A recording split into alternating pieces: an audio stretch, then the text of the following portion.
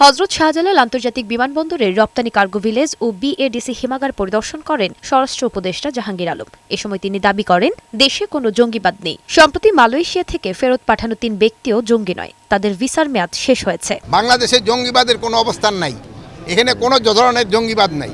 আপনাদের সহযোগিতায় কিন্তু এখানে জঙ্গিবাদ নির্মূল করে দেওয়া হয়েছে। ওখান থেকে ৩ জন যারা আসছে তাদের মেইনলি ছিল যে তাদের যে কি বলে ওই ভিসার যে মেয়াদ উত্তীর্ণ হয়ে গিয়েছে, এই ৩ জনের ভিসার মেয়াদ উত্তীর্ণ হয়ে গেছে। পরে শিল্পাঞ্চল পুলিশের হেডকোয়ার্টার পরিদর্শনে যান স্বরাষ্ট্র উপদেষ্টা। সেখানে পুলিশ সদস্যদের সঙ্গে কথা বলে স্বরাষ্ট্র উপদেষ্টা উত্তরা পূর্ব থানা পরিদর্শন করেন। এ সময় তিনি সাংবাদিকদের কাছে স্বীকার করেন, সাম্প্রতিক সময়ে দেশে মব বেড়েছে। মব কিছুটা কমে আসছিল, বাট পরে আবার এই ২-৩ দিনের আগে যে কুমিল্লা একটা ঘটনা ঘটছে, চিটাগাং একটা ঘটনা ঘটছে, লালমনিরহাটে একটা ঘটনা ঘটছে, ফরিদপুরে একটা ঘটনা ঘটছে।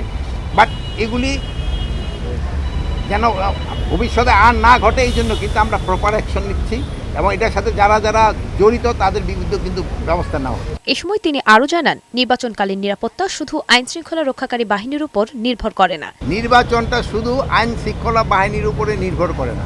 নির্বাচনের একটা ওয়ান স্টেক হলো, একটা হলো আইন শৃঙ্খলা বাহিনী, আর একটা হলো আমাদের প্রশাসনে যারা কর্মকর্তা আছেন তারা, আরেকটা আছে হলো আমাদের ইলেকশন কমিশন, আর একটা হলো কি জানি আরও একটা আছে ইলেকশন কমিশন। তারপরে হলো আরেকটা আছে যে আমাদের যারা এই পার্টিগুলি যারা অংশগ্রহণ করে তারা।